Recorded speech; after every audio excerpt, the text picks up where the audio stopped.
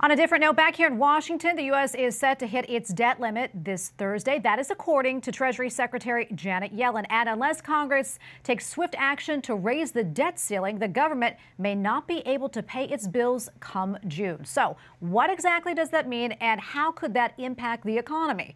Capitol Hill correspondent Erik Rosales explains. Erik? Well, good evening, Tracy. You know, the current debt ceiling stands at $31.4 trillion. That's a lot of money. That's the legal amount of debt that the federal government can borrow on behalf of the public. It's basically like the federal credit card. It pays for things such as Social Security, Medicare benefits, military salaries, and even tax refunds. But raising it may be a tough sell for Republican lawmakers.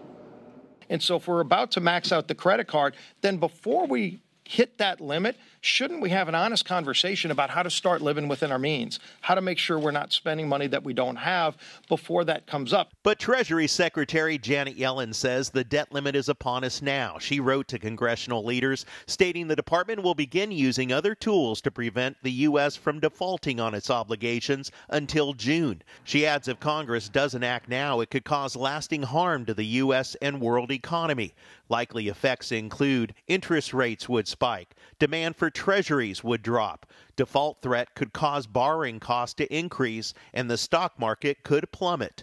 House Speaker Kevin McCarthy says he wants to start those talks now. Who wants to put the nation in some type of threat at the last minute of debt ceiling? Nobody wants to do that. That's why we're asking, let's change our behavior now. Let's sit down. He's the president. We're the majority in the House.